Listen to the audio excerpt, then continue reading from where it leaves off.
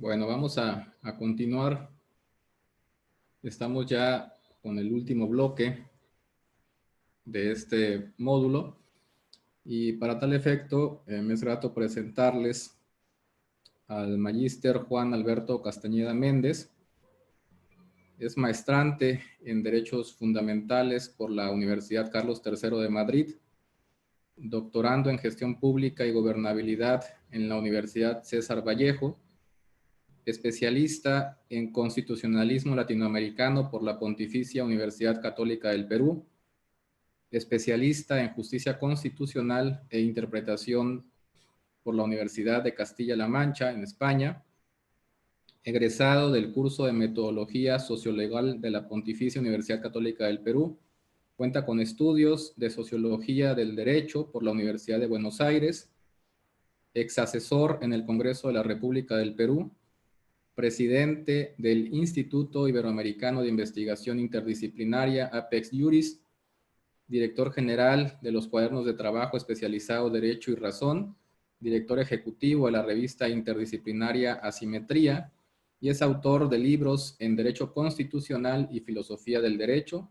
articulista y ponente nacional e internacional en Derecho Constitucional, Parlamentario, Internacional, Teoría del Derecho y Ciencias Interdisciplinarias. Adelante, maestro. Bien, un cordial saludo a todas y a todas, en especial al profesor Manuel Conrado y a ustedes que se dan tiempo para este pequeño espacio académico del cual voy a procurar que a lo largo de estos minutos sea de la mayor utilidad posible para ustedes. Yo quisiera compartir inicialmente esta disertación o esta conferencia con lo siguiente. En 1714 murió Bernardino Ramazzini.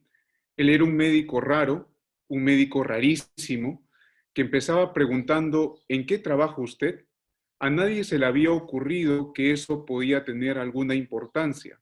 Su experiencia le permitió escribir el primer tratado de medicina del trabajo, donde describió una por una las enfermedades frecuentes en más de 50 oficios, y comprobó que había pocas esperanzas de curación para los obreros que comían hambre, sin sol y sin descanso, en talleres cerrados, irrespirables y mugrientos. Mientras Ramazzini moría en Padua, en Londres nacía Percival Pope. Siguiendo las huellas del maestro italiano, este médico inglés investigó la vida y la muerte de los obreros pobres. Y entre otros hallazgos, Pope descubrió por qué era tan breve la vida de los niños desollinadores. Los niños se deslizaban desnudos por las chimeneas de casa en casa y en su difícil tarea de limpieza respiraban mucho hollín. El hollín era su verdugo. Esta es una de las partes que configuran o confeccionan el discurso que dio Eduardo Galeano titulado La dignidad del trabajo. Y es justamente sobre este tema del cual se me ha requerido hablar respecto a algunas pautas interamericanas o en todo caso qué expresiones por parte de la Corte Interamericana de Derechos Humanos se ha dado de manera importante respecto a este derecho que es el derecho del trabajo. Específicamente vamos a abordar tres categorías muy puntuales, como es la libertad de expresión en el ámbito laboral, la libertad sindical propiamente, en qué sentido la Corte Interamericana ha ahondado, o en todo caso, cuál es el obiter dicta un poco más allá de lo que ya conocemos de la libertad sindical, y respecto a la estabilidad laboral. Para ello nos vamos a basar en un caso importantísimo, vital yo diría, y conocerlo, reconocer los argumentos, de pronto discrepar, pero resulta realmente importante, no únicamente en el campo laboral, también en los diversos campos que al fin y al cabo están vinculados todas las ciencias del derecho con el tema de los derechos humanos. ¿A qué caso me refiero? Me estoy refiriendo al caso Lagos del Campo versus Perú.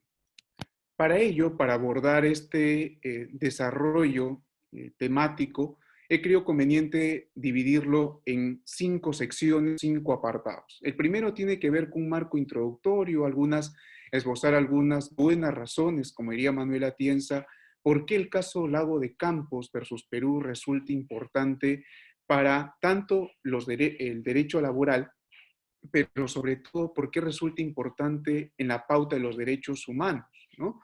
Ya lo vamos a ver estas 2 o 3 razones a más. En la sección segunda, que tiene que ver con el razonamiento estructural, lo que se ha creído conveniente es de pronto explicarlo en una seguidilla, no tanto de la misma estructura de la sentencia, sino más bien en un aspecto inductivo, mejor dicho, deductivo, para poder arribar a lo que queremos analizar el día de hoy. En esa seguidilla, pues, deductiva, empezaríamos a analizar respecto a la responsabilidad internacional, es decir, cuáles son los derechos en la cual se basó la Corte Interamericana de Derechos Humanos para determinar la responsabilidad internacional del Estado peruano. Segundo, cuál es el razonamiento de las excepciones. Aquí no nos vamos a detener en todas las excepciones o en todo caso en los argumentos planteados por el Estado peruano en estas excepciones preliminares, sino más bien vamos a destacar algunos aspectos relevantes de las excepciones, ¿no? Que al fin y al cabo fueron desestimadas por la Corte Interamericana de Derechos Humanos.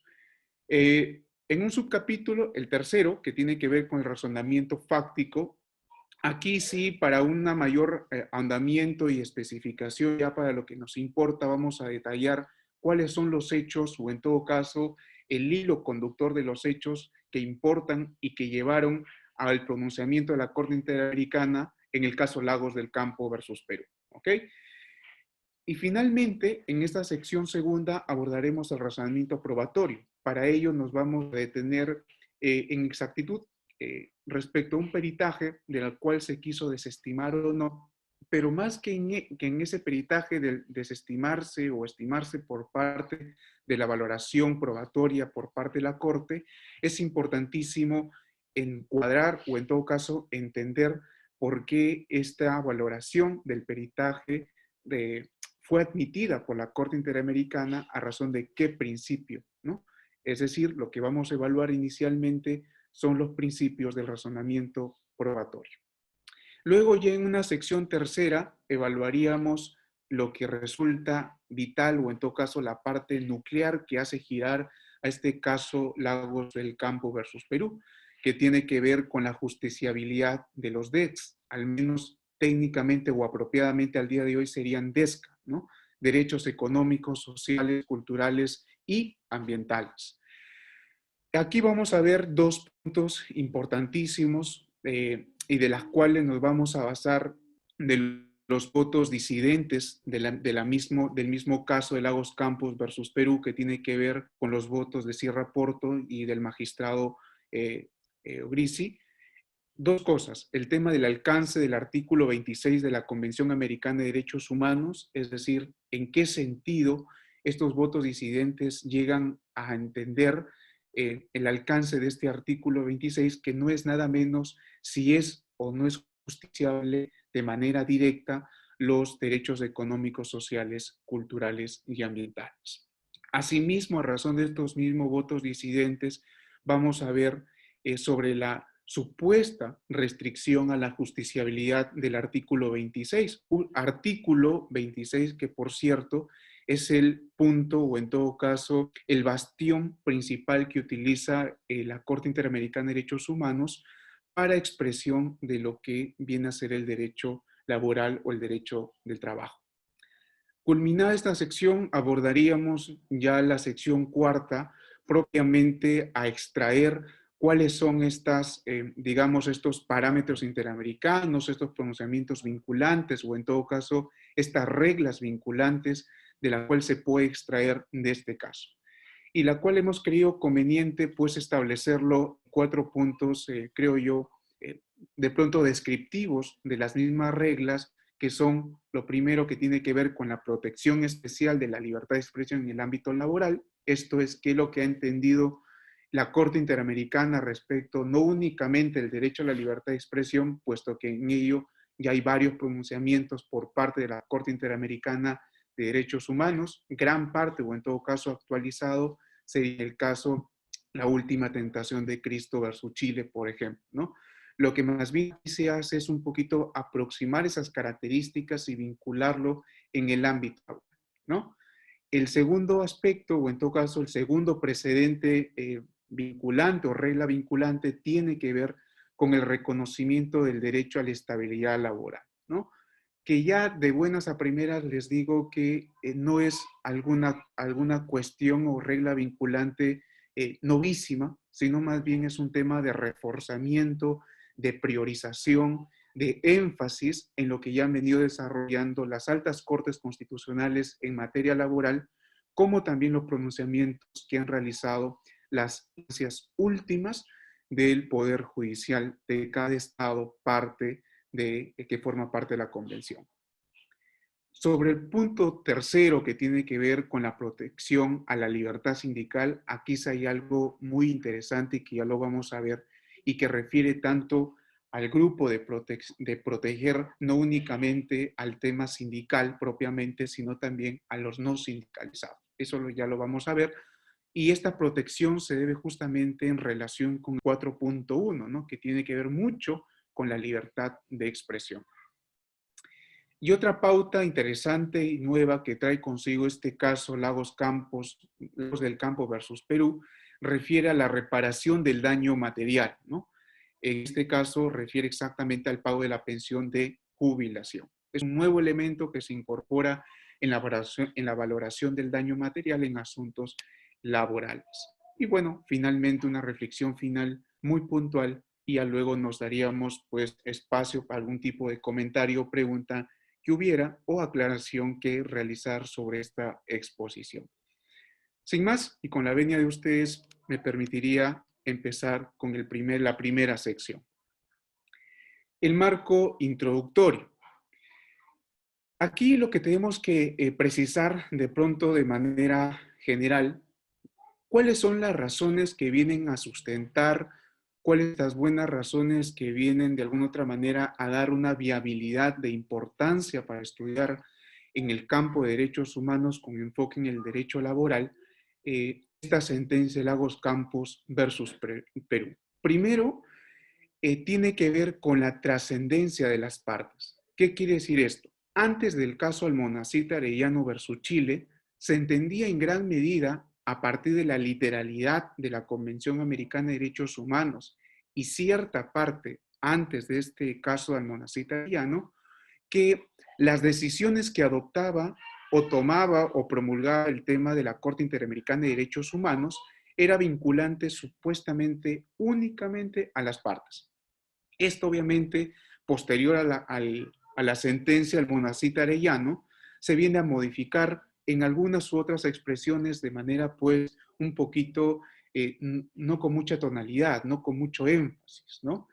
A diferencia de que en este caso Lagos versus Perú sí se hace, es decir, se coloca con un énfasis bastante claro, bastante puntual, bastante marcante, en que las decisiones de la Corte Interamericana de Derechos Humanos tiene que ver con la vinculatoriedad no únicamente a las partes, sino a todos los estados parte de la convención. ¿Bien? En este aspecto tiene que ver mucho lo que nosotros ya conocemos y reconocemos gran parte de la doctrina con el tema del control de convencionalidad, ¿no? Y sobre ello hay varias pautas interamericanas que evolucionan al respecto en el control de convencionalidad, que inclusive hasta el día de hoy se reconoce que por el control de convencionalidad no únicamente atiende a lo desarrollado o lo pauteado normativamente en la Convención Americana de Derechos Humanos, sino también en las decisiones de la Corte Interamericana de Derechos Humanos y las opiniones consultivas, ¿no? Esto último resulta algo bien interesante, toda vez que en principio fueron dados más o menos la opinión consultiva del 2012, 2013 por ahí. Resulta importante porque las opiniones consultivas son la de pronto de mayor circulación, la de mayor de pronto dinamicidad en el sistema interamericano, y que estos pronunciamientos de alguna otra manera conllevan a que los estados estén en mayor aptitud y capacidad para resolver asuntos en derechos humanos, pero sobre todo tener pautas claras, directrices claras interamericanas para un buen proceder de la actuación estatal. Entonces, primera razón, es que deja bien en claro que las decisiones de la Corte Interamericana de Derechos Humanos trascienden a las partes. Segundo punto, segunda razón, por qué este caso Lagos del Campo versus Perú resulta importantísimo. En principio porque marca un antes y un después en materia de la justiciabilidad de los derechos económicos, sociales, culturales y ambientales. Un antes y un después, en realidad, porque si bien es cierto, desde 1980, cuando ya se comienza a implementar con algunos pronunciamientos de pronto un poco tímidos por parte de la Corte Interamericana de Derechos Humanos, hay de pronto unos pronunciamientos que aluden, sí, a los DESCA, a los DESC, pero de manera indirecta, ¿sí? Es decir, se pronuncian sobre determinados derechos económicos, sociales y culturales, pero por una supuesta afectación principal a un DCPI, ¿no? A un derecho civil y político. Esto es lo que se vendría a llamar en la doctrina por conexión indirecta. Se estaban dando pronunciamientos en materia de DEX. Se da el caso Lagos Campos versus Perú. Después de este se entiende la posibilidad, ya con una voz autorizada, institucionalizada, de la posibilidad de injusticiabilizar de manera directa los derechos económicos, sociales, culturales y ambientales. Pero asimismo, este hito hacia adelante coloca énfasis en una de las características de los derechos humanos que de pronto habíamos olvidado hasta cierto punto, en que los derechos humanos responden a su carácter de interdependencia. Es decir, no hay posibilidad de, por ejemplo, en esta pandemia que vivimos, tiempos difíciles, se pueda pensar que el derecho a la salud o el derecho a la educación no esté en interdependencia con el derecho a la libertad, propiamente un DCPI, o en todo caso vinculado con el derecho a la libertad, por ejemplo. Entonces, como ven, el tema de la interdependencia de los derechos humanos es un rol fundamental e importante que rescata y coloca énfasis la Corte Interamericana, en este caso Lagos Campos versus Perú. La tercera razón que de pronto promueve la importancia de este caso interamericano tiene que ver necesariamente con este ámbito de protección respecto al artículo 26, ¿no? Un artículo 26 que de pronto no ha tenido una mayor lectura, una mayor crítica hasta cierto punto de saber cuáles son sus dimensiones interpretativas, cuáles son sus pautas que puedan guiar a los estados americanos, y que aquí en este caso Lagos Campos pues ya se comienza a dar por vez primera cómo es la vulneración directa y en qué sentido se estaría vulnerando y en qué aspectos se estaría exigiendo a los estados parte de la convención para que se respeten. Y en ello ya habíamos mencionado que tiene que ver con la libertad de expresión en el ámbito laboral, con la protección sindical y propiamente con la estabilidad laboral. Finalmente, en este marco introductorio, como ustedes pueden observar, hay una imagen plasmada en este slide que refiere a la notificación que realiza la Secretaría de la Corte Interamericana de Derechos Humanos, que lo hace a razón del artículo 67.1 del propio reglamento de la Corte, y que notifica, en este caso, a la Procuraduría de Asuntos Supranacional del Estado peruano. Lo importante aquí es destacar una consideración importantísima, ¿no?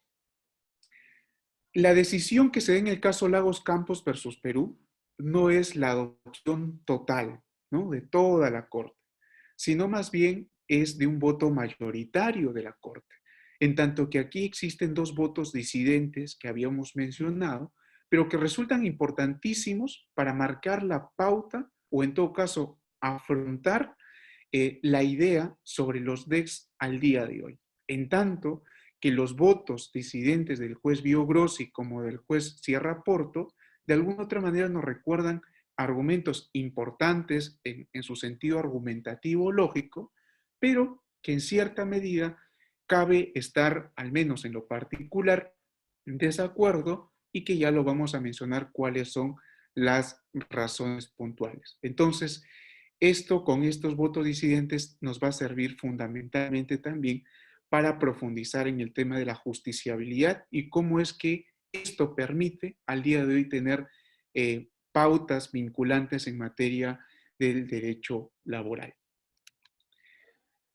La segunda sección tiene que ver con el razonamiento estructural y lo primero que habíamos mencionado es saber cuáles son estos derechos humanos, estos derechos de los cuales la Corte Interamericana de Derechos Humanos se basó para declarar la responsabilidad internacional del Estado peruano. Es decir, cuáles fueron los motivos, digamos, plasmados en la Convención Americana de Derechos Humanos, en las disposiciones normativas convencionales, por la cual se determinó la responsabilidad internacional del Estado peruano. La primera tiene que ver con la estabilidad laboral, propiamente vinculada con el artículo 26 de la Convención Americana de Derechos Humanos, y que aquí desarrolla, antes que pautas vinculantes, desarrolla obligaciones internacionales, que ya las vamos a puntualizar, toda vez que ya es de conocimiento amplio en las varias legislaciones o pronunciamientos de cada derecho interno del Estado parte de la Convención. Segundo, se basa en el derecho a la libertad de expresión, esto que está vinculado con el artículo 13 y 8 de la Convención Americana de Derechos Humanos. Y como habíamos precisado, aquí la Corte Interamericana de Derechos Humanos recoge la lectura propiamente ya de los pronunciamientos anteriores de la misma Corte respecto a la libertad de expresión, las caracteriza, las sistematiza y extrae esas particularidades para adentrar en el ámbito laboral, ¿no? Eso resultaría muy importante, que la cual lo vamos a detallar en las siguientes slides. El otro derecho refiere a la libertad de asociación, que está vinculado con el artículo 16 y 26 de la Convención Americana de Derechos Humanos. Este derecho a la libertad de asociación tiene que ver mucho con el tema de la libertad sindical, ¿no? ¿En qué sentido? Porque este derecho a la libertad de asociación va a marcar digamos, va a ampliar el espectro de protección respecto a la libertad sindical, lo que habíamos mencionado. No únicamente se asiste la protección en el ámbito laboral a los trabajadores sindicalizados, sino también a los que no lo están. Y eso ya lo vamos a ver propiamente. Y finalmente, el derecho al acceso a la justicia, un derecho que de pronto es concurrente, un derecho que de pronto lo vemos en la mayoría de los casos o en las sentencias de la Corte Interamericana, toda vez que, de suerte para que llegue hasta la Corte Interamericana de Derechos Humanos, en algún punto del estadio procesal se ha tenido que quebrar algún derecho que tiene que ver con este derecho general, derecho madre, que es el debido proceso. Entonces, lo que vamos a ver aquí específicamente son los tres primeros, antes que el cuarto, ¿sí? Es la estabilidad laboral, la libertad de expresión, la libertad de asociación, entiéndase en la libertad sindical. En la sección punto 2 tiene que ver necesariamente con el razonamiento de las excepciones preliminares que había presentado el Estado peruano. ¿Cómo la podemos resumir o en qué punto se resumen estas excepciones planteadas por el Estado peruano? Son tres. La primera, que supuestamente el informe de la Convención Americana de Derechos Humanos respecto al caso Lagos, esto es en algún extremo probatorio, carecía de legalidad, por lo que requería el Estado peruano en su primer planteamiento de excepción era un control de legalidad sobre dicho informe.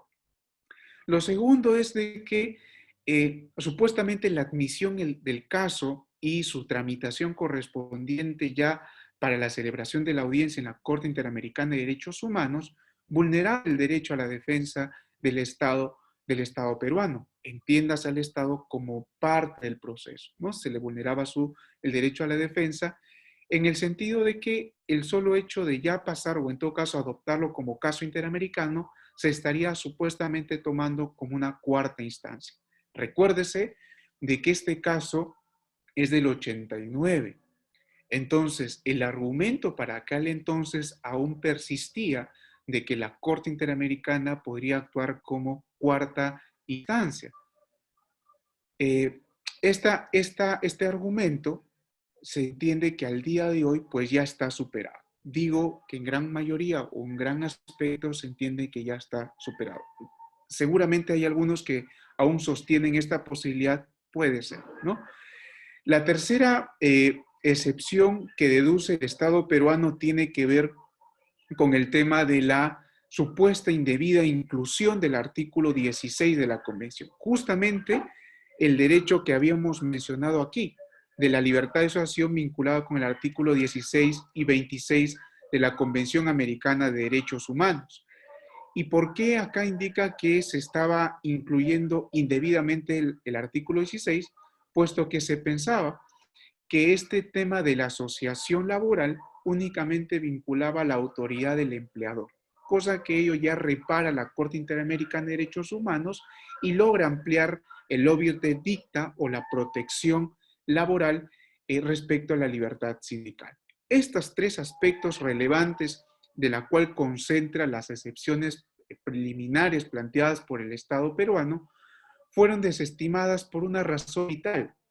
Si se quería ver la legalidad de los aspectos de la Convención Americana de Derechos Humanos respecto a su informe, si se quería ver de que si no estamos en presencia de una cuarta instancia, esto es, que no se ha agotado correspondientemente las vías previas en el derecho interno, o en todo caso, si estábamos frente a una indebida inclusión de un articulado de la Convención para declarar la responsabilidad internacional del Estado peruano por la supuesta infracción de sus obligaciones estaduales, la Corte Interamericana vendrá a decir de que estos tres aspectos pueden ser resueltos tranquilamente en el pronunciamiento de fondo. Y así es cómo se desestima estas excepciones y cómo también se aprovecha estas excepciones para ahondar un poco más en los aspectos de las reglas vinculantes en el caso Lagos Campos versus Perú. Como habíamos indicado, la lógica de este razonamiento estructural es seguir un tema inductivo que nos permita un poco ya adentrarnos de manera más específica. Ya en este punto cabe señalar cuáles serían los hechos importantes, relevantes, para que nos permita un correcto razonamiento fáctico, un correcto razonamiento de hechos subsumibles en las reglas vinculantes que plantea la Corte Interamericana de Derechos Humanos en el presente caso. Primero tenemos que reconocer que el señor Lagos del Campo no era cualquier trabajador, ¿sí? Sino más bien era aquella persona que reposaba en una representatividad, o en todo caso era presidente de un comité sindical en la empresa Ceper Pirelli, ¿no? En esta empresa pues desempeñaba tanto su labor como trabajador, pero a su vez también como representante del sindicato. Y a razón de esto último, ¿sí? Como representante del sindicato, expresa, ¿sí? Ideas en una entrevista en la plataforma llamada La Razón. ¿Qué ideas? Pues denunciando supuestos hechos fraudulentos, supuestos hechos delictivos de coacción o coerción que estaba existiendo por parte de la junta directiva o los directivos de la empresa Ceper para la elección o promoción del sindicato. Estas expresiones que dio el señor Lagos le valió el despido. El despido que se le cursó el 1 de julio del 89 y la causa, digamos, textual, legal de aquel entonces, que se estipuló en la carta de despido era el faltamiento grave de palabra contra el empleador, ¿no? Frente a este despido dado el 1 de julio del 89, el señor Lagos emplaza o en todo caso demanda a la empresa Ceper Pirelli el 26 de julio del 89, requiriendo esta demanda laboral en el 15º Juzgado de Trabajo de Lima, Perú.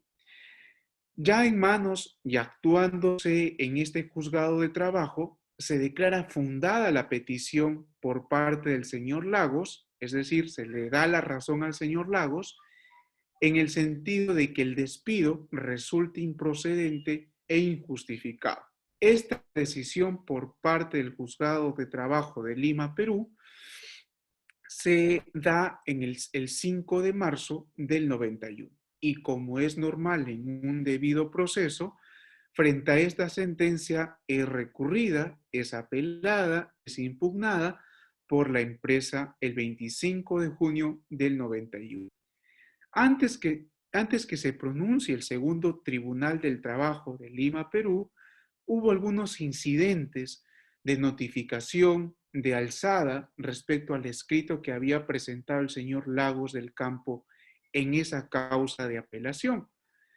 Sin el pronunciamiento en todo caso, sin el pronunciamiento escrito respecto a la apelación, el segundo Tribunal del Trabajo revoca la decisión de primera instancia y declara legal y justificada el despido dado por la empresa Ceper Pirelli respecto al trabajador Lagos del Campo. Esta decisión fue dada el 8 de agosto del 91.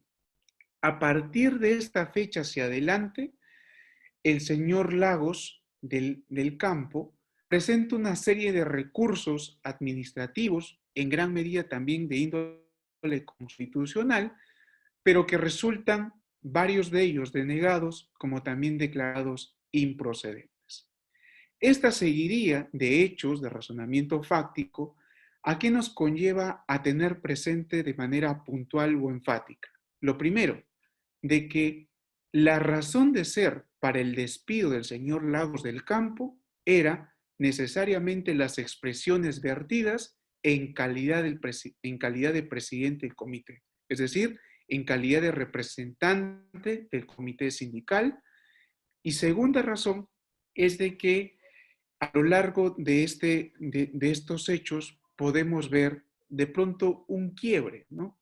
Un quiebre respecto al tema de la atención de los derechos laborales, esto es, la importancia de los derechos laborales entendidas en su máxima expresión de los DESC en aquel momento en el Estado peruano y seguramente en algunos estados también parte al día de hoy.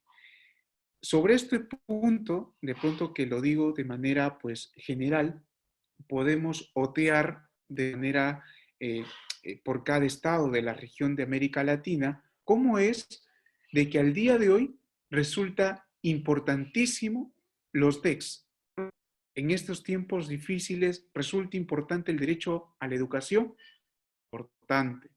El derecho al trabajo, importantísimo. El derecho a la alimentación, importantísimo. La pregunta es, ¿cuánto hemos avanzado como Estado respecto a dichos derechos económicos, sociales, culturales y ambientales, de las cuales no son obligaciones estaduales establecidas hace un par de años, son obligaciones estaduales dadas hace un buen tiempo y la cual nosotros lo teníamos presente como estados desde dada la dación, desde el artículo 1.1 y artículo 2 de la Convención Americana de Derechos Humanos, la cual refiere justamente a la exigencia de todos los estados parte, no únicamente para el desarrollo progresivo, la cautela, la defensa de los derechos civiles y políticos, sino también de los derechos económicos, sociales, culturales y ambientales. Esta deficiencia de no avanzar de manera, pues, con el interés debido por parte del Estado y también de las organizaciones que confluyen en este desarrollo progresivo de los DESCA, al día de hoy en muchos estados parte de la región vemos justamente que estas debilidades nos pasan factura a nosotros como sociedad. Entonces, estos dos hechos, en resumidas cuentas, es lo que da el valor primario, el insumo primario para analizar el caso Lagos versus Perú. ¿Cuál sería el tema del razonamiento probatorio, ¿no? Como habíamos indicado aquí, cabe detenernos en explicar brevemente, muy puntual, de manera general inclusive, los principios del razonamiento probatorio y del cual, como les voy a facilitar las diapositivas, ahí tienen un link donde ya se ahonda con un poquito de mayor profundidad sobre los principios que guían el razonamiento probatorio y que si lo menciono en este momento es para entender a qué principios se está viendo la Corte Interamericana de Derechos Humanos sobre determinado peritaje que antes que haya presentado un mayor, digamos, análisis por parte de la Corte Interamericana de Derechos Humanos, más bien sirve para el presente caso de tomar en cuenta este incidente sobre el peritaje para tener presente la importancia de los principios en el razonamiento probatorio. El tema que refiere a estos principios, empezaríamos con el tema del principio de la libertad, ¿no? Este principio de la libertad atiende a tres consideraciones muy puntuales y creo yo importantísimos a recordar.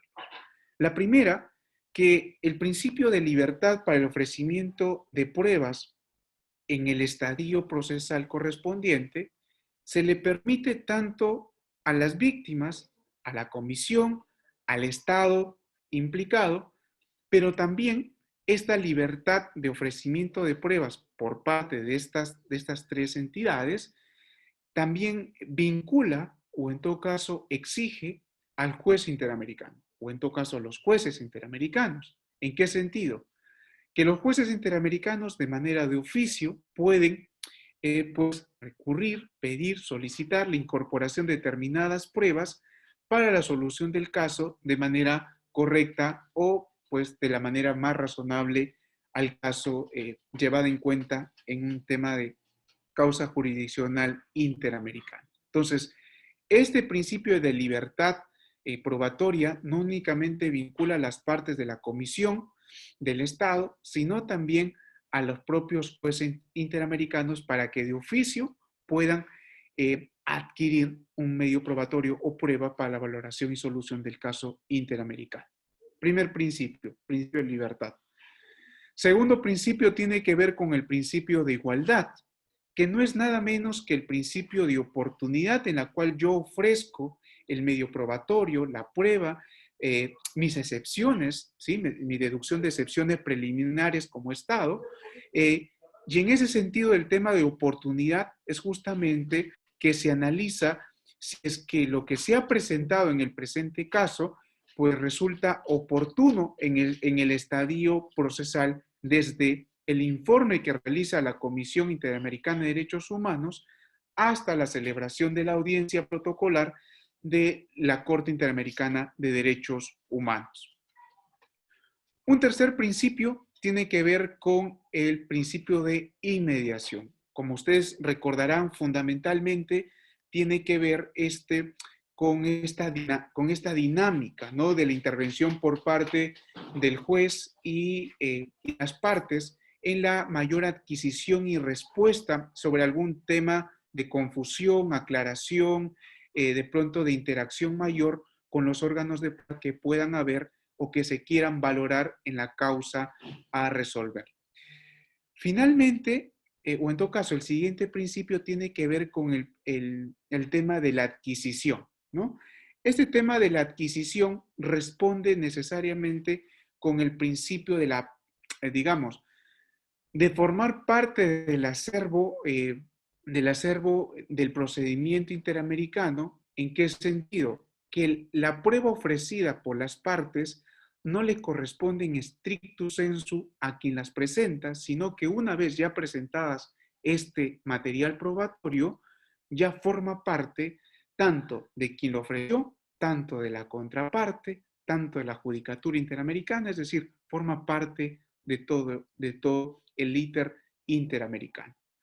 Finalmente, el principio de razonabilidad, que tiene que ver mucho con este tema de la metodología de la ponderación, en que la decisión que se pueda adoptar sea lo más razonable en la solución del caso.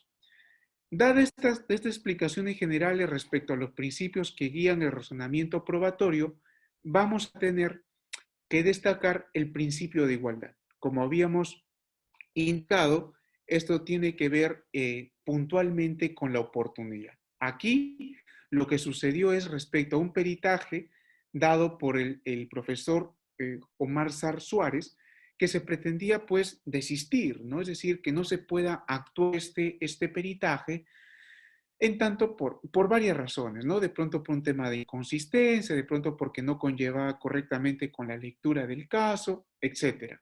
Aquí lo importante es de que la Corte no acepta dicho desistimiento de que se quería por parte del Estado peruano respecto al peritaje y no lo acepta a razón de que ese pedido de desistimiento del documento de peritaje tenía que hacerse de manera oportuna, ¿no? De manera, pues, en el espacio o en todo caso en la situación correcta del procedimiento interamericano.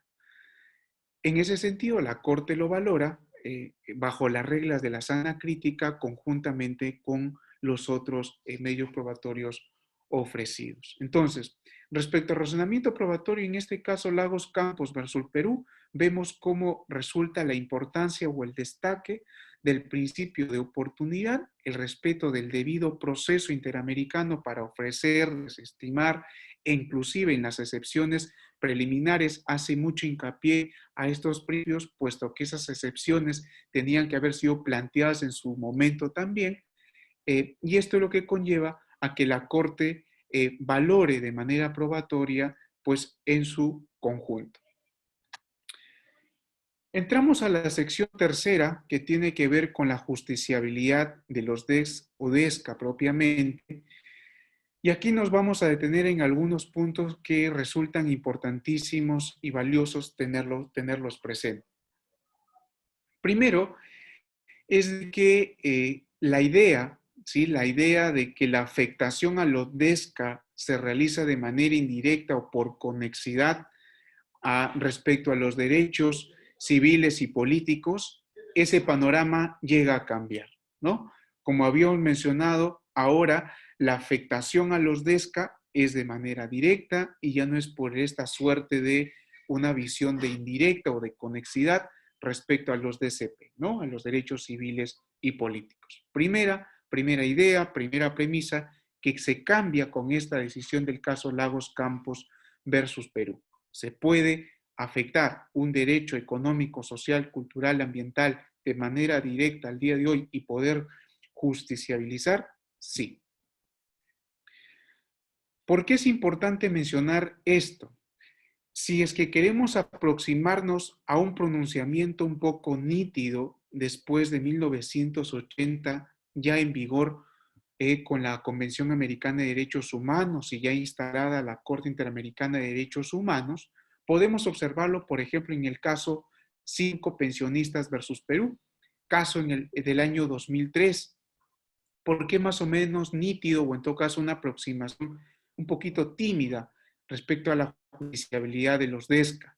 Porque aquí, en este caso interamericano, en el caso 5 pensionistas versus Perú, si bien es cierto la Corte Interamericana de Derechos Humanos no declara la vulneración del artículo 26 de la Convención Americana de Derechos Humanos, pero sí se pronuncia respecto a los alcances del artículo 26 por conexidad del derecho a la vida y a la integridad.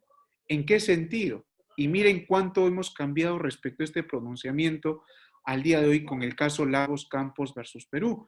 Porque en este caso interamericano del 2003 dice, se vulnera el artículo 26 por conexidad al derecho a la vida y la integridad en dos sentidos. Primero, se va a llegar a vulnerar este artículo siempre y cuando se acredite que se emane por un acto estatal, es decir, una decisión por parte del gobierno o del Estado, y que esa decisión afecte a gran medida o a gran parte de la población del Estado, parte de la Convención. Es decir, si es que se vulneraba a un determinado grupo pequeño o individuo, o se daba por un actor privado o paraestatal, no podía ser evaluado la vulneración de este artículo 26. Otra segunda consideración que realiza la Corte Interamericana en este caso es que las víctimas tenían que responder a una colectividad. Es decir, si la víctima era individual, en este caso, si el señor Lagos quería pues analizar respecto a este asunto de la vulneración de su libre expresión en el ámbito laboral, lo más probable es que no se hubiera formulado la vulneración del artículo 26 y por consiguiente se hubiera declarado la responsabilidad internacional del Estado peruano. Porque el criterio para aquel entonces, en este caso, era que las víctimas se instituyan y constituyan de manera colectiva. Esto obviamente abrió un buen debate, un poco más o menos excluido en la academia, pero abrió el debate en que si estos alcances eran viables para la justiciabilidad o en todo caso para pensar si es que se vulnera o no el artículo 26 de la Convención Americana de Derechos Humanos. Ya en el 2003 hacia adelante, o en todo caso 2003 hacia el 2009, la Corte Interamericana de Derechos Humanos no abre este debate. Es decir, no hay un pronunciamiento más o menos cercano, parecido, o en todo caso, que haga con mayor énfasis sobre este artículo 26. Pero sí, ya de pronto el 2009 hacia adelante, como que haya alguna, digamos, expresiones por parte de la Corte Interamericana, sobre todo por la Comisión Interamericana de Derechos Humanos, del Comité DEX, sobre este tema, ¿no? Sobre los DESCA. Y que ahí justamente ya comenzamos a hablar sobre litigio estructural, sobre diálogo jurisprudencial, sobre la justiciabilidad de los derechos económicos, sociales, culturales y ambientales, sobre la preocupación de las poblaciones vulnerables como las poblaciones indígenas, etcétera, etcétera. Es decir, abre ya una apertura donde en cierta medida aún estaba pues no reconocida con un tema institucional, tanto en la Academia Interamericana como en el pronunciamiento por parte de la Corte Interamericana de Derechos Humanos. Avanzamos un poco más y tenemos ya el alcance del artículo 26 de la Convención Americana de Derechos Humanos, para lo cual nos vamos a basar exactamente en el tema de los votos disidentes que tiene esta sentencia del caso Lagos versus Perú. Y los votos disidentes, como habíamos mencionado, están contenidos en los votos presentados por los magistrados de Sierra Porto y Bio Grossi. Aquí la idea de esta diapositiva o de este slide es afrontar, o en todo caso contraponer, argumentos planteados por los magistrados Sierra Porto y Bio Grossi respecto a los argumentos de pronto interamericanos y de orden normativa interamericana que de alguna otra manera pues sí se componen entre sí y de la cual lo vamos a ver. ¿En qué consiste o cuál es el factor común que sostiene estos votos disidentes de Sierra Porto y Bio Grossi sobre los alcances del artículo 26 de la Convención Americana de Derechos Humanos? En principio se entiende o entienden de que los derechos civiles y políticos contenidos desde el artículo 3 hacia al artículo 25 de la Convención Americana de Derechos Humanos son derechos subjetivos, derechos de los que de pronto sí se puede judiciabilizar en los organismos jurisdiccionales de cada Estado parte o en todo caso que lo permite el desarrollo de su derecho interno. Primero. Segundo, y a contrapartida, o en todo caso, siguiendo esa lógica, Sierra Porto y Bio Grossi nos dirá que los derechos económicos, sociales, culturales y ambientales contenidas en el artículo 26 son aspiraciones programáticas, son objetivos programáticos, son, digamos, objetivos que necesitan un desarrollo progresivo, un desarrollo o esfuerzo normativo a nivel de políticas sociales y públicas por cada Estado para la real condición de efectividad material de estos derechos.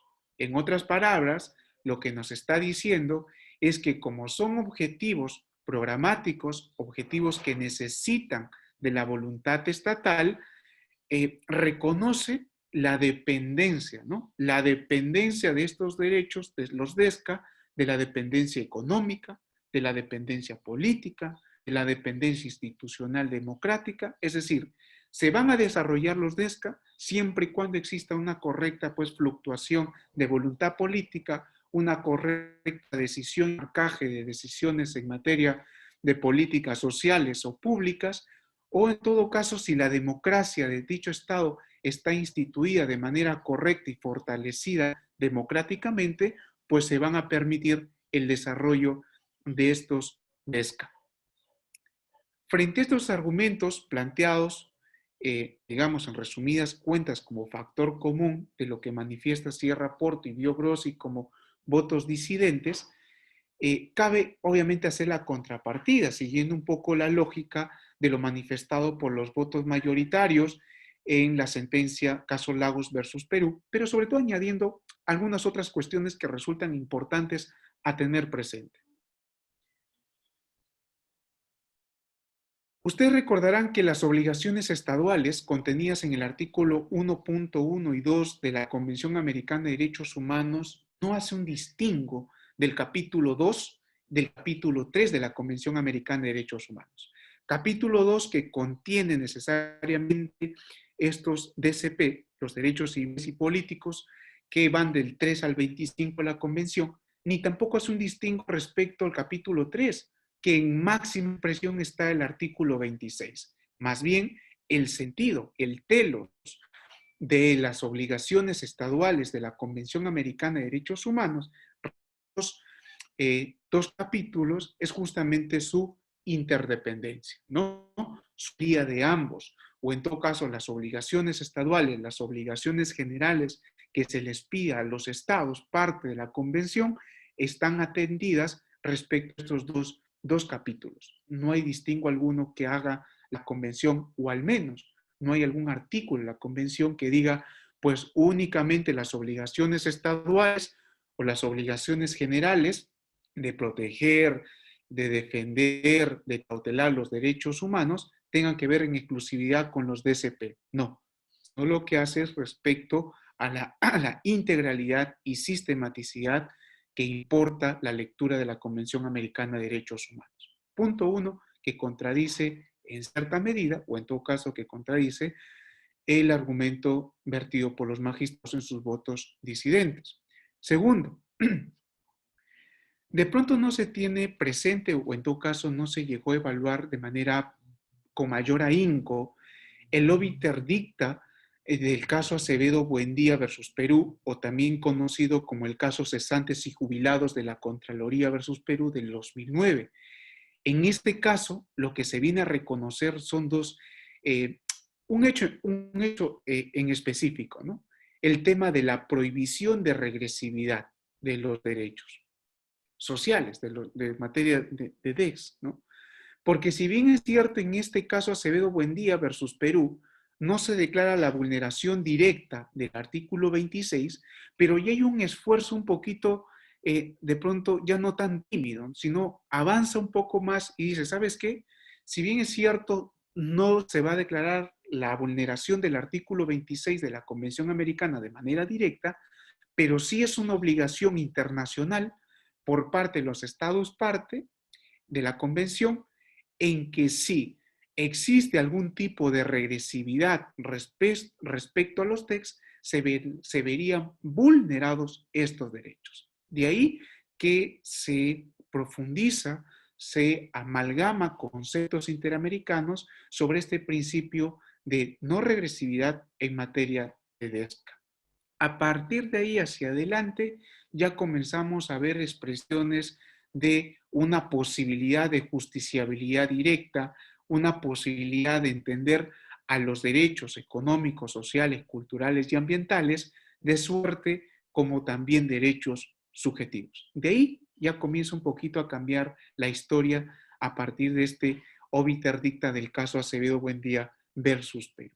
Entonces, como ven, las obligaciones estaduales contenidas en el 1.1 y 2 de la Convención Americana de Derechos Humanos, el avance que se da en el caso obiter dicta del caso Acevedo Buendía versus Perú 2009 y el principio de no regresividad, pues en gran medida contradicen esta visión de pronto clásica que se expresa como factor común de los votos disidentes de Sierra Porto y Vía Grossi respecto a los alcances del artículo 26 de la Convención Americana de Derechos Humanos.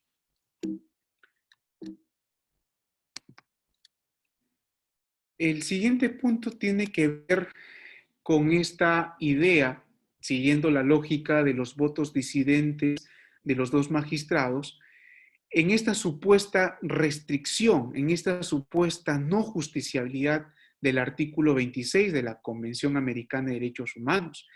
Y aquí vale de pronto sí detenernos algunos minutos, porque obviamente el razonamiento o lo que viene a decir el magistrado Sierra Porto es, creo yo, resulta pues bastante interesante. ¿En qué sentido? Nos viene a decir de que no resultaría la posibilidad de la justiciabilidad directa del artículo 26 a razón del estamento normativo de lo que instituyó y constituyó en su momento la Organización de los Estados Americanos, OEA. Vemos por un extremo que cita al artículo 19.6 del Pacto Americano o adicional de los derechos económicos, sociales y culturales del 88. Este artículo que lo vincula específicamente con el artículo 8, que refiere a los derechos sindicales, y el artículo 3, que refiere el derecho a la educación.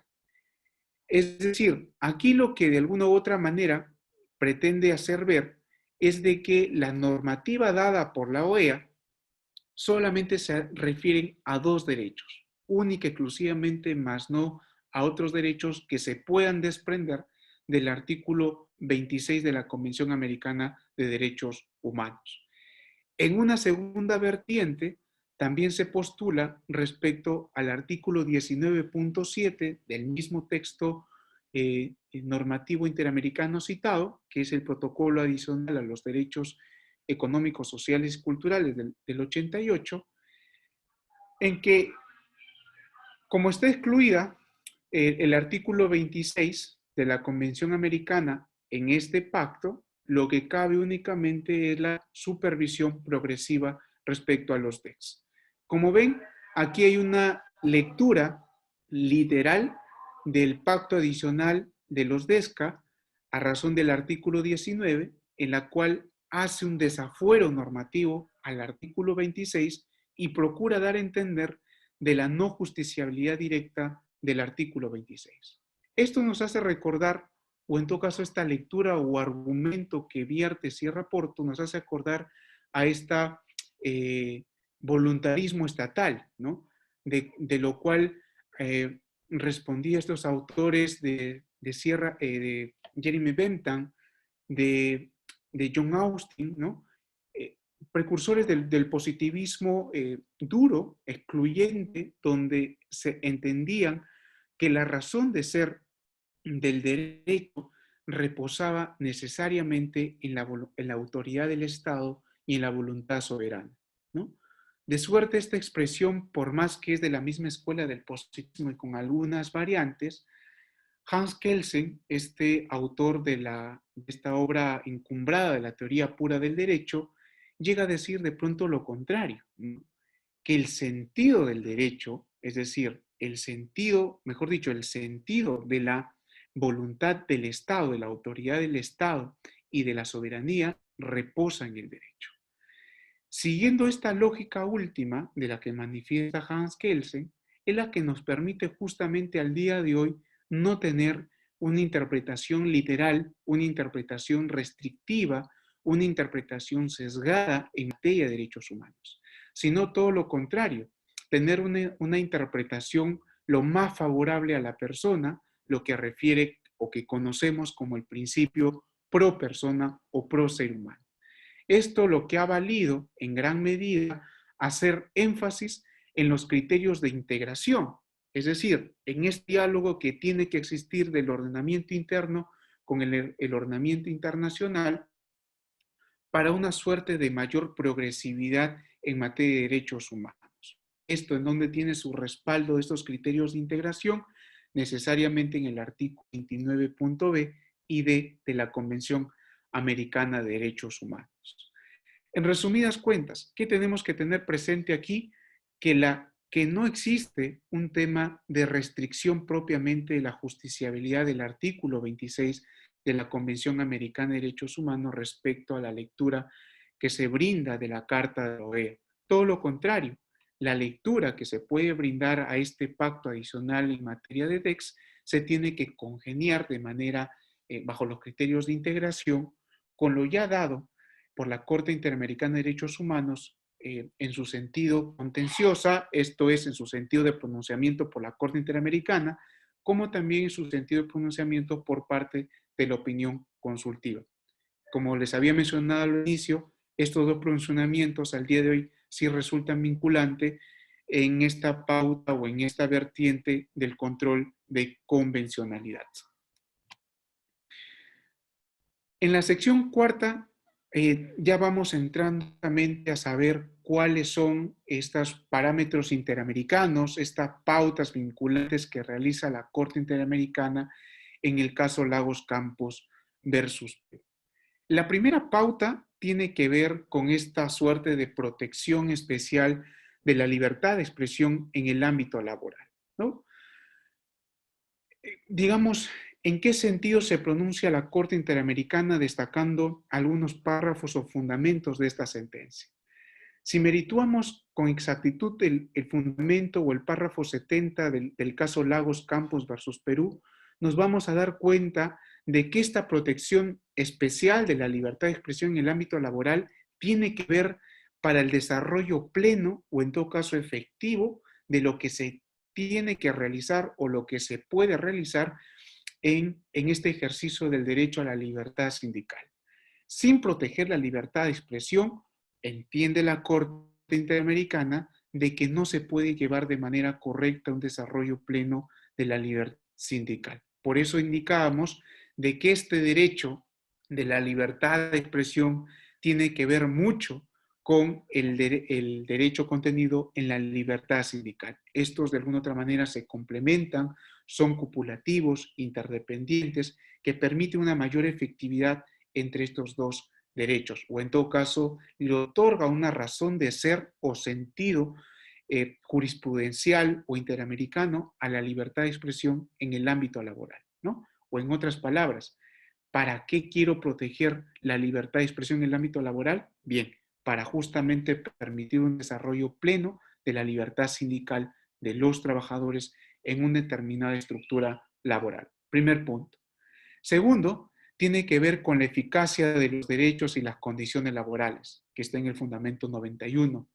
Importantísimo, toda vez que aquí proteger la libertad de expresión no únicamente garantiza ser el canal de pronto de mayores menesteres laborales, sino también la exigencia y efectividad de los derechos laborales que se les asiste a los trabajadores en determinadas estructuras de trabajo. Pero a su vez, cuando existiendo precariedad en estas estructuras o en todo caso en el funcionamiento laboral, se puede también exigir mayores condiciones laborales para un correcto desarrollo de trabajo, pero también la cautela, la protección debida del trabajador, como refiere, por ejemplo, respecto a su integridad, respecto a sus 8 horas, el reconocimiento a las horas extras y otros derechos que conocen bastante bien y que va a depender de cada legislación nacional que reconoce en cada estado parte de la convención. A su vez, esta regla vinculante atiende en el fundamento 93 sobre el equilibrio laboral en la organización, ¿no? Es decir, está bien, yo voy a proteger la libertad de expresión en el ámbito laboral respecto al trabajador, pero recuérdese que aquí también hay otros derechos que vinculan mucho con el tema de la Carta de la OEA de los Estados Americanos y que también obviamente se les asiste a algún tipo de derecho como es el de organización, de colectividad a los empleadores.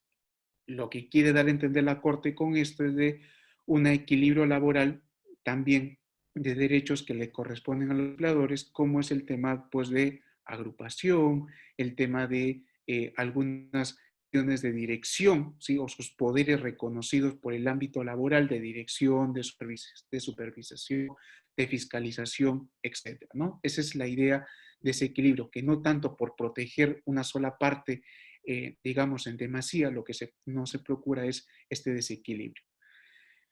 Otra idea de esta regla vinculante lo encontramos sobre la especial limitación, ¿no? Aquí sí resulta algo bien interesante porque nos hace recordar que todos los derechos fundamentales pues no son absolutos, eso lo tenemos bastante claros, que todos los derechos humanos pues resultan en algún punto que se pueden limitar, sí, lo estamos viviendo inclusive en estos tiempos, ¿no? De cuarentena, de aislamiento social, de las cuales se pueden limitar. En este caso, ¿se pueden limitar los derechos en el ámbito laboral? Sí. Específicamente la libertad de expresión en el ámbito laboral, sí, siempre y cuando se tenga que ver estas dos consideraciones, ¿no?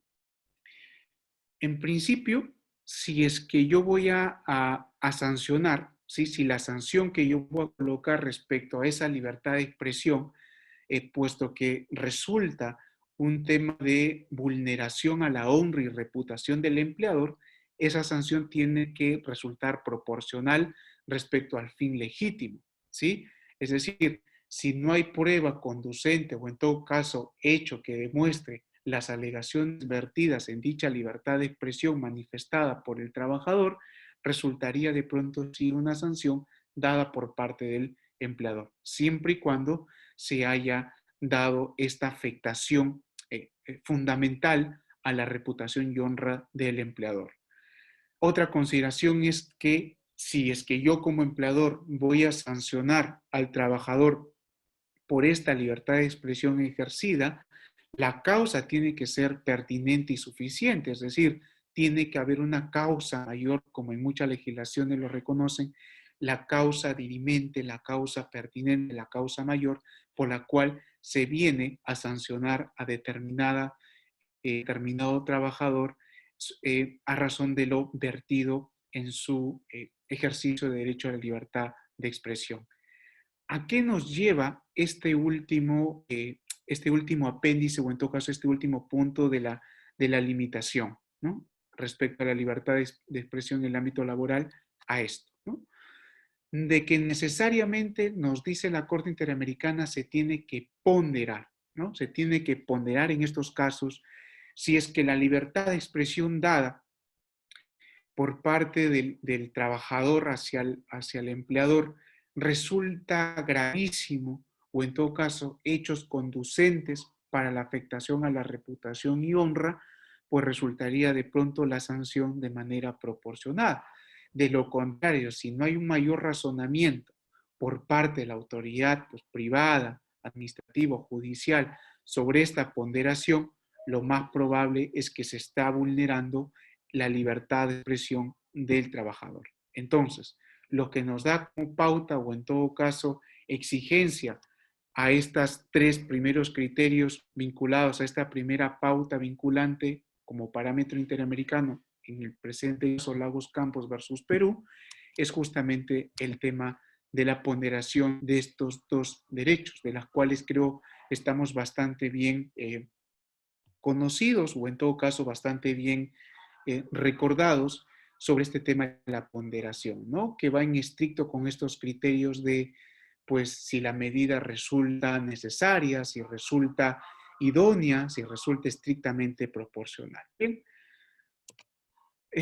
ya para ir un poco culminando, tenemos el 4.2 que tiene que ver con esta siguiente pauta, ¿no? El reconocimiento de derecho a la estabilidad laboral. Aquí resulta manifestar cuáles fueron los fundamentos normativos que manifestó la Corte Interamericana respecto a la estabilidad laboral, ¿no? Lo primero es que obviamente desarrolla de manera ya pertinente, de manera enfática, el artículo 26 de la Convención Americana de Derechos Humanos, como les había indicado, siguiendo esta lógica de la integración normativa, alude para interpretar el artículo 26 de la Corte Interamericana de Derechos Humanos dos estamentos importantes, estamentos normativos importantes.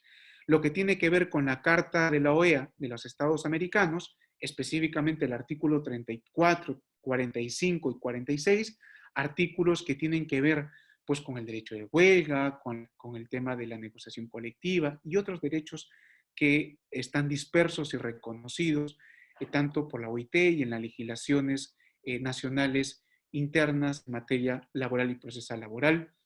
Y por el otro lado tiene que ver con el artículo 14º de la Declaración Americana de los Derechos y Deberes del Hombre, ¿no? Entonces, bajo esos dos estamentos normativos que forman parte del sistema interamericano, se da una lectura del artículo 26 sobre la estabilidad laboral. ¿Ok? Pero asimismo también se basa en la opinión general número 18 del Comité DEX, destacando justamente este principio, o en todo caso lo que nosotros conocemos como regla o principio, en que nadie puede ser privado de su empleo salvo que medie causa razonable o proporcional al hecho dado en la estructura laboral. Lo que falta aquí, o lo que faltó un poco merituar a la Corte Interamericana de Derechos Humanos en estos fundamentos vertidos para reconocer el derecho a la estabilidad laboral y cuándo se vulneraría este derecho, es justamente el artículo 7 del Pacto de San Salvador. En tanto que ustedes recordarán, e inclusive que hay en varias legislaciones nacionales y pronunciamientos de las altas cortes constitucionales en materia laboral, reconocen justamente que cuando exista algún despido injustificado, arbitrario, pues sucede la posibilidad de un tema de indemnización o de readmisión, ¿no? Readmisión, entiéndase en sus diferentes acepciones laborales, como la reincorporación al trabajo, el tema de volver al centro de labores, etc.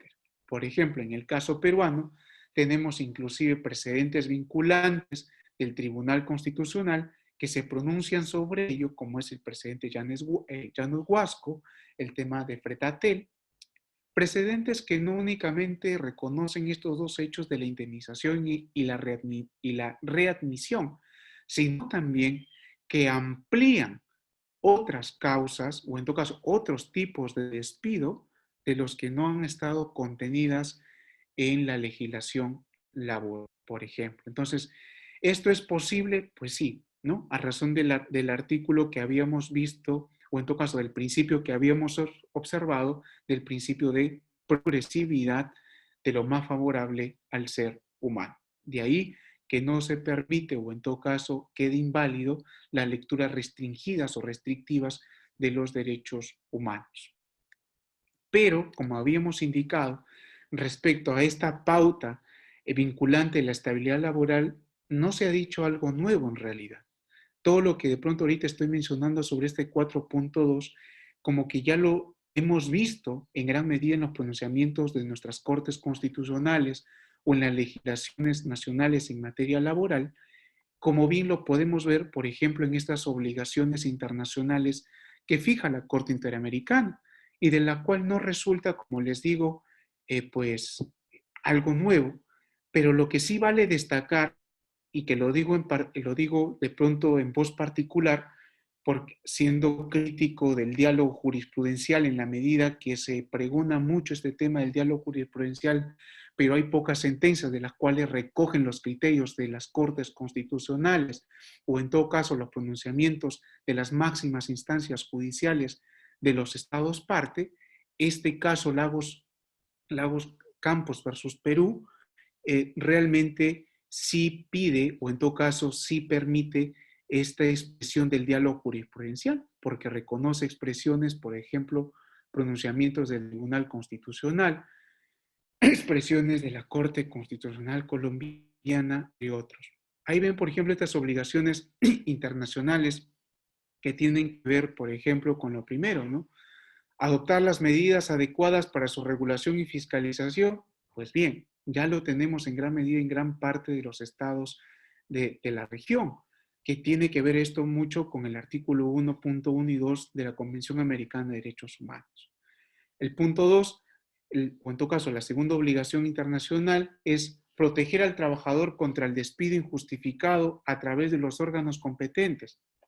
Esto que se alude mucho con el tema del principio del juez natural, ¿no? O en todo caso, este derecho del acceso a la justicia ordinaria, a los órganos jurisdiccionales, obviamente para la tutela y cautela de los derechos laborales cuando existe este tipo de despido injustificado. ¿Hay al día de hoy? Sí lo hay, ¿no? Hay diversos procesos laborales que se plantean en ese sentido, inclusive se plantea en vía amparo, al menos hablo en el caso peruano, que se plantea en vía amparo cuando la tutela en vía laboral podría resultar no satisfactoria al derecho laboral que quiero yo pues cautelar o tutelar.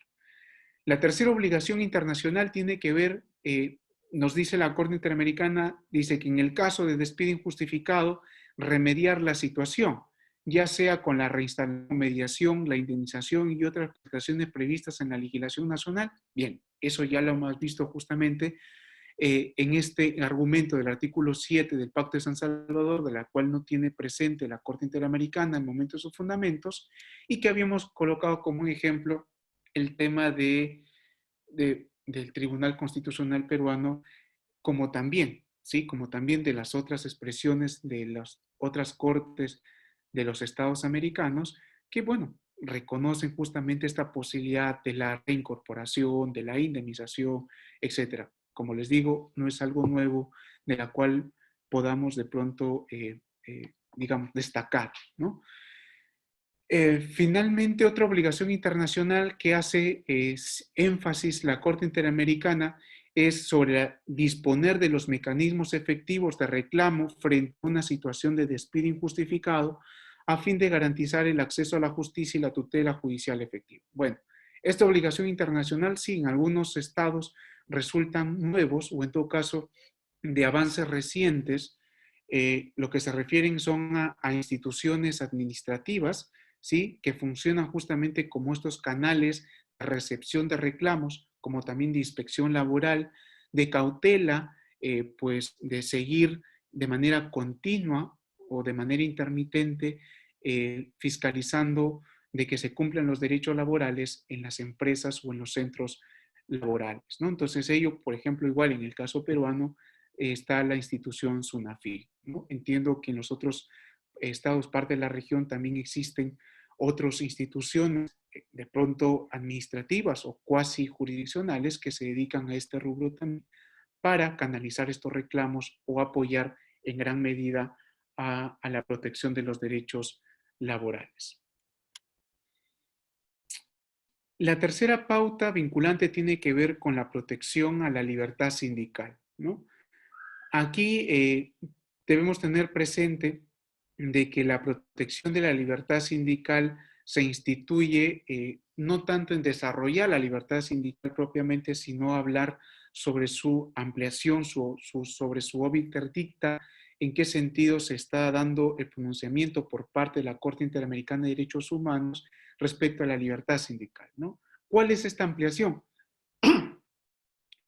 Refiere en principio a dos consideraciones, ¿no? O a dos argumentos. El tema de la organización laboral y al despido antisindical. Respecto a la organización laboral resulta algo bien valioso, ¿no? Porque a razón del artículo 16 de la Convención Americana de Derechos Humanos, que habíamos dicho de la libre asociación, la Corte Interamericana de Derechos Humanos reconoce de que la protección de la de la libertad de expresión en el ámbito laboral no únicamente se da a razón de las personas sindicalizadas, sino también de las que no están sindicalizadas. Punto 1. Punto 2, de que esta protección de la libertad de expresión en el ámbito laboral vinculada a la libertad sindical no es necesario, ¿sí?, que la afectación a su derecho sea de manera colectiva, sino de manera individual. Por eso decíamos la importancia de este artículo 16 de la Convención Americana de Derechos Humanos, porque aquí radicaría exactamente la ampliación, lo nuevo que trae este caso Lagos Campos versus Perú, en ese sentido de que se protege no únicamente cuando exista o en todo caso se considere la víctima una situación colectiva, sino también de manera individual, como también se vulnera la libertad de expresión respecto a la libertad sindical cuando los trabajadores no estén sindicalizados. También ahí se protege. Y respecto al despido antisindical, tiene que ver mucho aquí con lo que habíamos visto anteriormente, ¿no? Con la estabilidad laboral, porque aquí se refuerza ya los postulados de la estabilidad laboral, es decir, lo que se tiene que prever es de que no existan de alguna otra manera actos lesivos, disuasorios, de represión frente a la labor sindical y así se constituya o en todo caso se permita el correcto desarrollo o el correcto, pues, dinámica del trabajo por parte de los empleados, ¿no? Con esto, finalmente, tiene que ver con la reparación del daño material, esto es el pago en la pensión de jubilación, ¿no? Esto es algo nuevo también, porque aquí incorpora un nuevo elemento en el daño material. Sigue la lógica del principio restitutio integrum como forma de reparación apropiada, sí, pero aquí la Corte Interamericana se coloca en el supuesto, obviamente por el paso del tiempo, a veces ya no podemos pedir de que se vuelva al estado de cosas anteriores, en este caso que el señor Lagos pues vuelva a laborar en la empresa. Entonces lo que cabe aquí a entendimiento de la Corte Interamericana en su párrafo 216 es lo siguiente. Agrega como nuevo elemento al concepto de daño material en la reparación por el despido cuando no resulta posible su restitución, su reincorporación, entiéndase, además del pago de lucro cesante por los salarios dejados de percibir, incluye el derecho a la legítima pensión de jubilación si se perdió la posibilidad de acceder a ella. Obviamente, en el caso del señor Lagos, perdió estos derechos justamente por la denegatoria secuencial que tenía respecto a recursos o reclamos, y lo que hace la Corte es justamente reconocer o exigir al Estado peruano que se le reconozca tales expresiones o tales elementos de este daño material.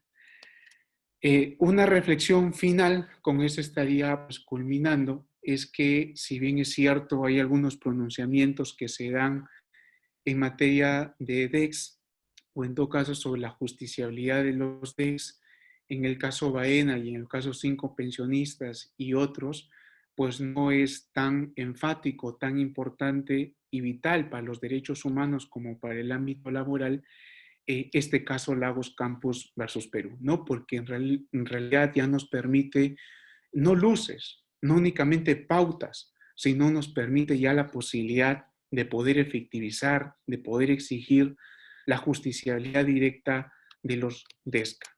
Sin más, les agradezco por la atención prestada a estos minutos, creo más de una hora, esperando que haya resultado de su utilidad para ustedes, y si no, pues las disculpas del caso por haberles hurtado mucho de su valioso tiempo. Yo igual quedo atento a algunos comentarios finales o preguntas, y bien, muchas gracias.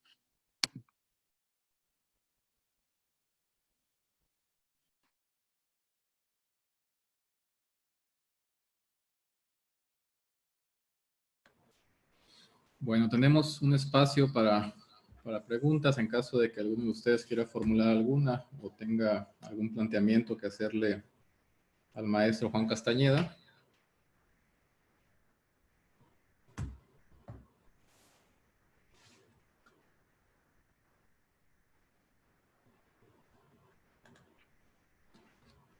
Bueno, muchas gracias, doctora, Irian, Dolores García.